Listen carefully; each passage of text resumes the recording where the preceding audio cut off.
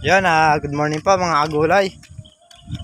Ah, Araw na naman ngayon ng Lunes. At nagpo-proning na ngayon si Papa.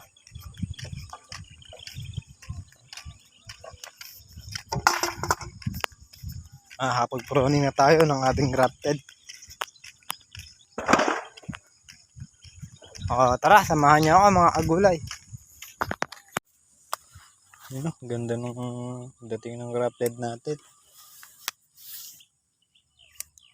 Mahaba na rin yung tupang niya. At may ko na rin na pampunggos yan. Nasaw-saw dun sa may tabo na may fungicide. Para siguradong hindi mahawa yung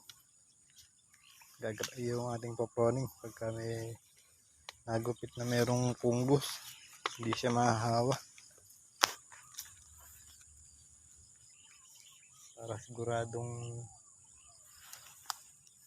may pangfungus na kasama.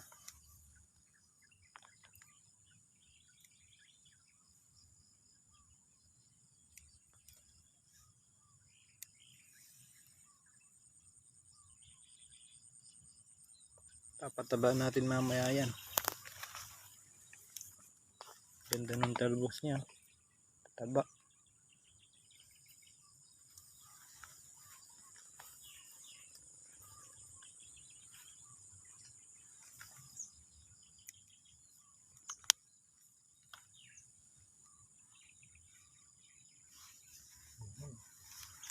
Yun na, may bunga na daw.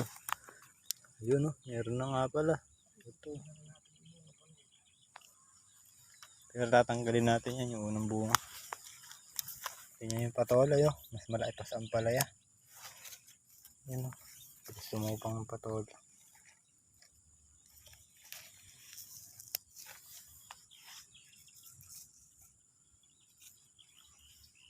Ang talbos niya tumaba . Kaya kailangan natin yung putulin.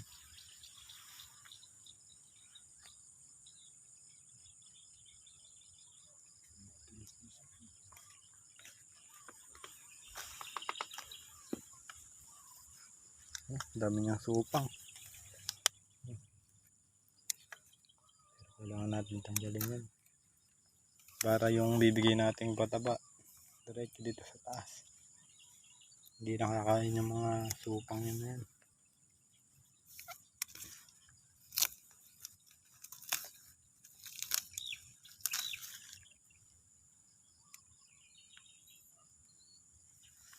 Ganda yung dating yung talbos niya.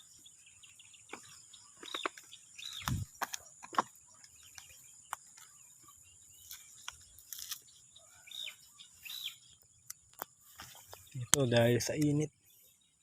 Pero yung talbos niya hindi naman mauwi sa ano yan, barako. Mataba na may talbos niya. Hindi urong. Dahil lang sa init siguro to. Ang kanyang dahon kaya ganyan.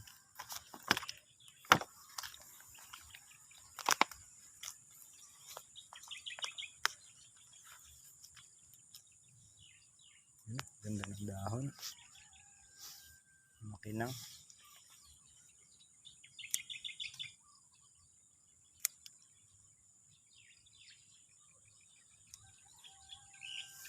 Ano pa lang tayo dito, 3 pataba.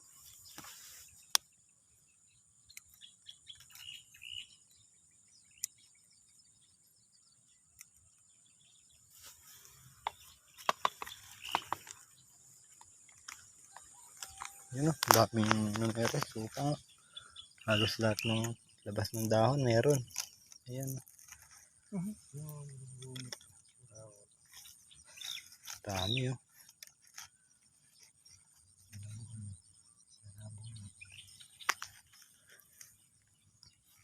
Dami. Supang niya dami.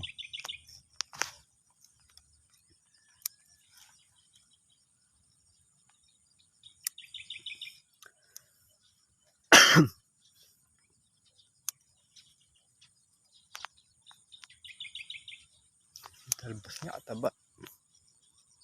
Ganda yung talbos.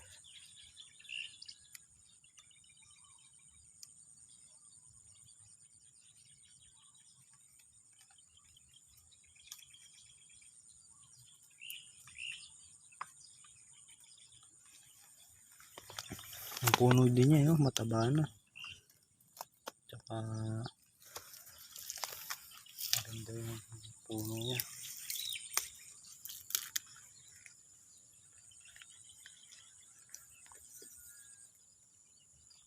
Yun, ito yung huling tanim natin. Kaganda ng talbos nila. Patubig tayo dyan at mag-aabono si Papa mamaya.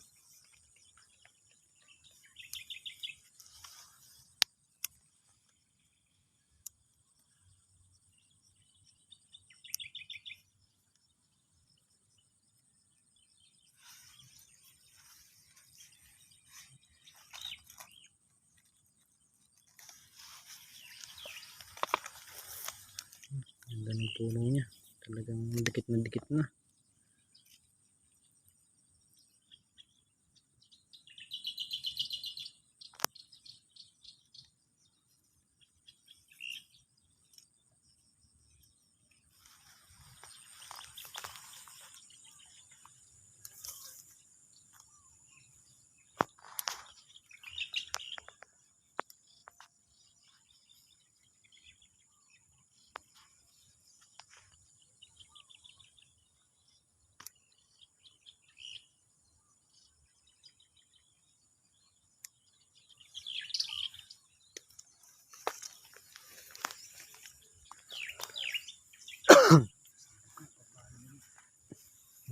Isang linggo pambali na. Pagka umakyat na dito yan, ibabagay na natin dito yan. Ibababa natin. Para daw yung supang umarangkada. Oh, yung matanda. Oh, yung dito, yung matanda, patatubigan muna natin. Ah.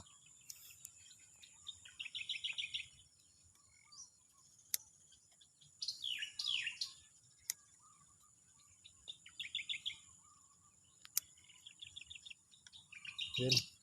Kailangan natin sa sakripisyo yung kanyang mga supang para yung kakainin niya pataba diretso dito sa ibabaw. Taba ng kanyang talubos. Oh. Yan, sige ng bunga. Dami ng bunga din. Oh. Ilang days pa lang may bunga na. Pag umabot na dito yan mga agulay, scatter na yan. Scatter na natin para yung kanyang supang yung umarangkada pa ibabaw. Scatter natin. Yung iba nga nagdadalawang baba pa sila ng ng pinaka puno yung principal. Tingnan yung patuloy, oh, pahaba. Yan, oh, siya lang kumakain ng pataba natin eh. Yan, oh. Tingnan yung talbos niya kataba. Gano'ng kahabit patuloy na yan, oh. Yan, arangkada ka na ulit. Yan, nakasampa na. Ilang na lang pang scatter na siya. Nung nakaraan, isang tangkal pa bago sumampa, pero ngayon nakasampa na. Ang bilis, lumaki. Kaya kailangan bago kayo magano ng tanim, nakakabit na yung tanse. Dahil mabilis lang umano yung grafted. Saglit lang, malaki pagka naparecover na. Sigurado na sa paglaki.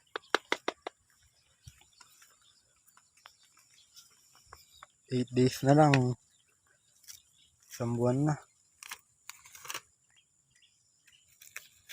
Ito naman yung sabi nung nag-deliver, nakain ng uod yung pinakaano niya.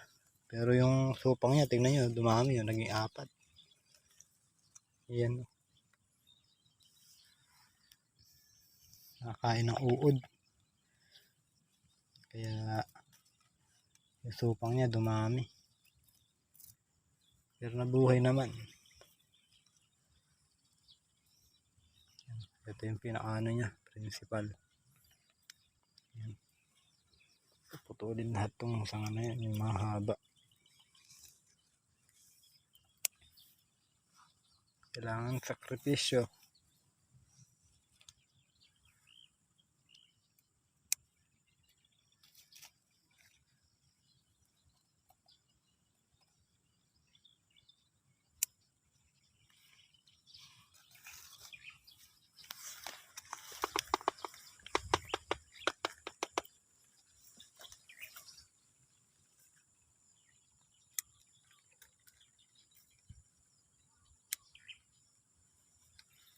Haba. Ayan, ang bunga niya. Kailangan natin tanggalin yan. Ayan ang bunga. Bunga na yun. Tatanggalin natin yung unang bunga. Dahil maliliit naman yung bunga na yun. Tsaka punggok.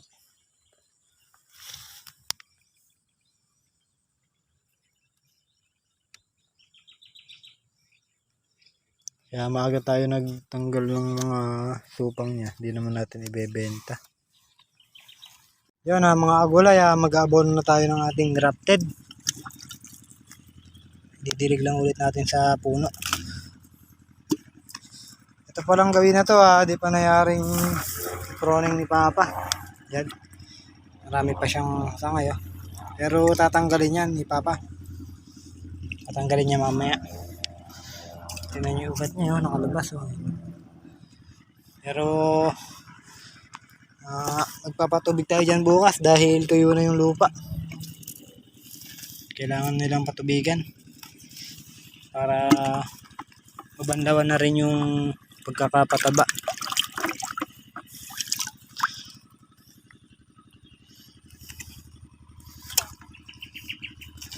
Yan ito yung kanyang patola. Yan, haba. Yan, tatanggalin yan mamaya. Tatanggalin yan para yung pataba natin hindi siya yung kumain. Para yung ampalaya kumain, hindi yung patola. Although kakainin din ng ampalaya ay ng patola yan, pero yung ano lang niya, yung pinakaugat lang yung kakain. Diretso dito sa ampalaya.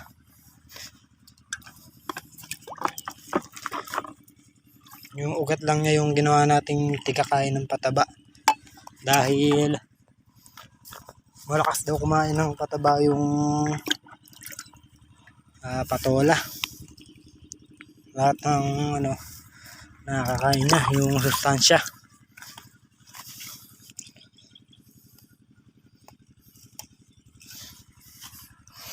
Yan ganda ng supang ng grafted natin.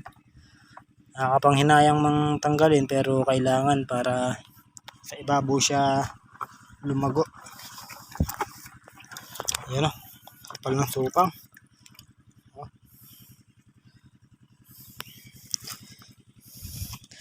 Yung itatanim natin na grafted, yung ipapalit natin sa pangalawang tanim natin, hindi natin ipo-pruning yung Although magpa-pruning pa rin tayo pero hindi na ganun kadami. Ilang talbos yun lang yung tatanggalin natin. Konti lang.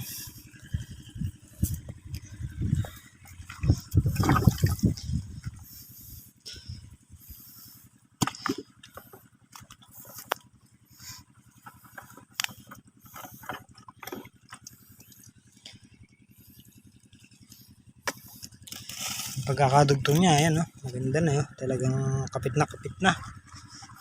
Buhay na. Ito patola tingnan nyo. Taba ng talbos niya.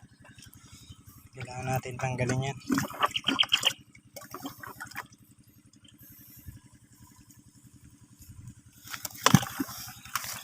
Sa susunod na apply natin ng abono, dadagdagan na natin.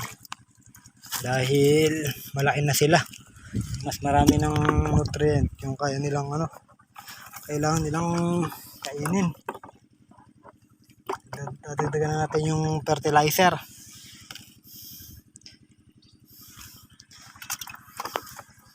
Yan haba ng patola. Gugupitin yan mamaya.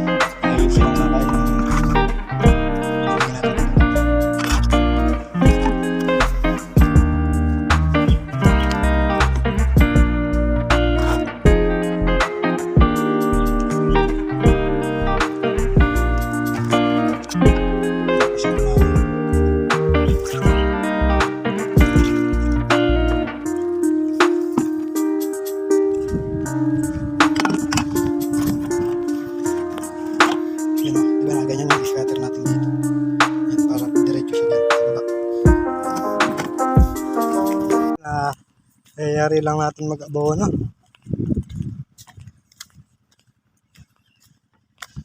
Tapos na tayo magbigay ng pagkain sa ating tanim na ampatola.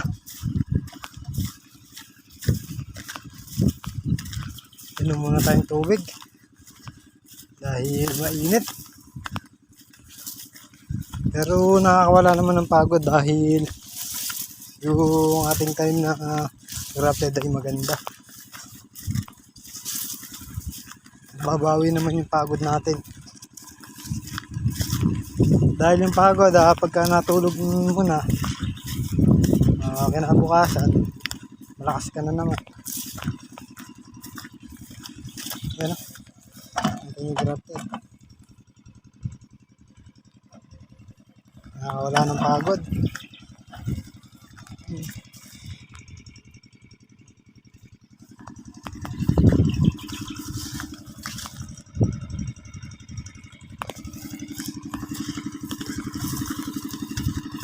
Yan na mga gulay, pahapon na po at libot muna tayo dito sa ating ampalaya, yung ating napipitasan.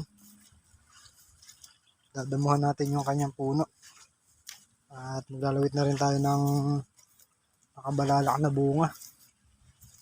Yun na, tara po, samahan nyo ako mga gulay. Dito na tayo, magdadamo muna tayo.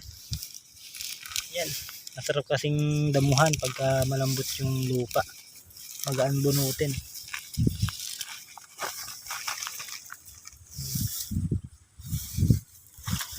Dahil kapapatubig lang ng pare ko niyang kanina, pinatubigan niya.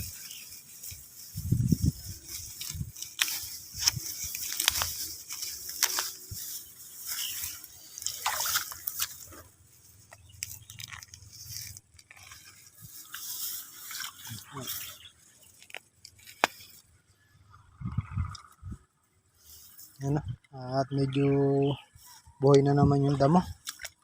Mga ilang araw pa, i-spray na din daw na ipapayan para mamatay na naman yung damo.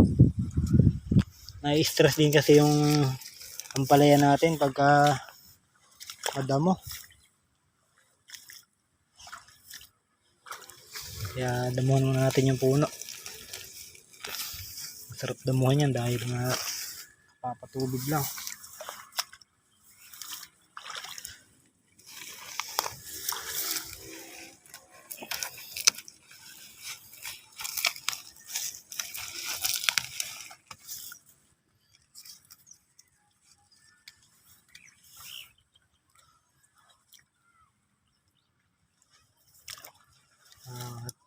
Lalaglag na rin tayo ng mga bunga, yung mga nakabalalak sa ibabaw. Ayan o, dikit-dikit yung bunga niya. Tulad yan, nakasabit siya. Iyan natin, lalaglag. Ayan.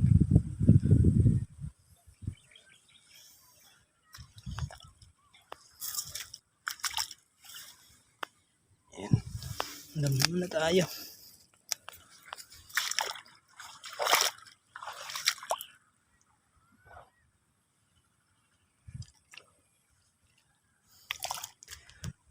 Tanggalin na natin itong baluktot. Pupunta lang to sa reject.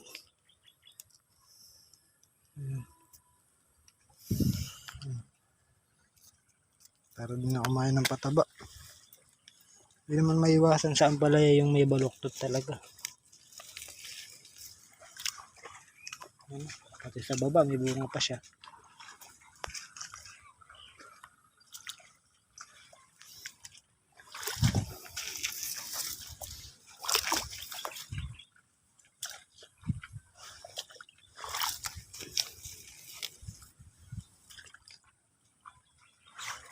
Ayan o, kabalalak yung dalawa.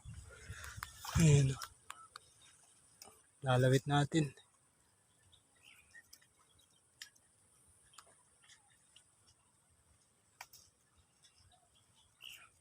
Para diretso siya.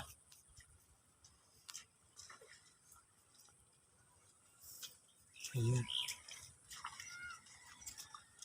Ito pa ate isa. Balalak. Ito nga.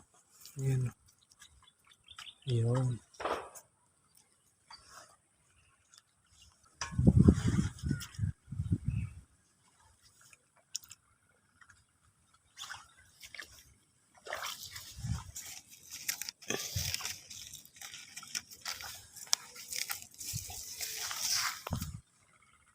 Yan, oh, ganda ng talbos. Babe mo siya.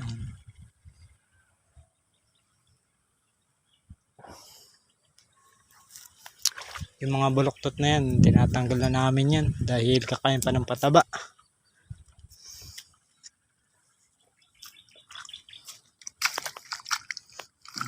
Napawalan na natin yung tubig.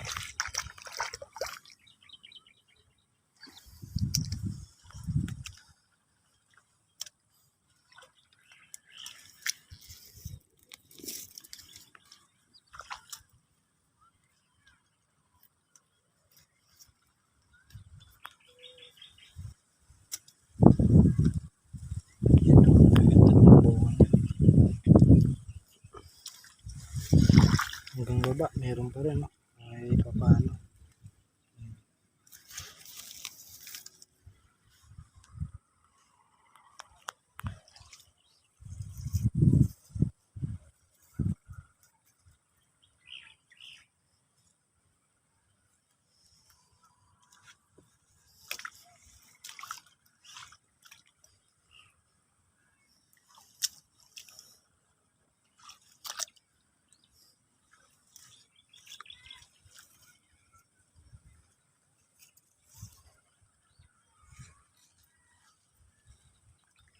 Ganda nito.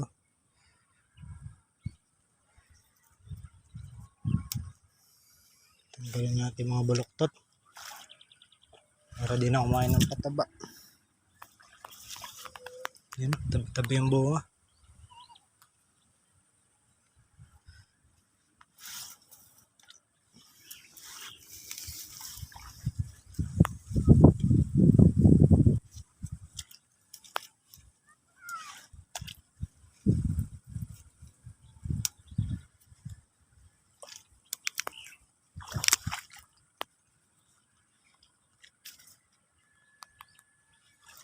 Yan, ganda yung bunga. Hanggang dito na lang po yung vlog natin mga agulay. At maraming salamat po sa lahat ng subscriber ko. Thank you very much.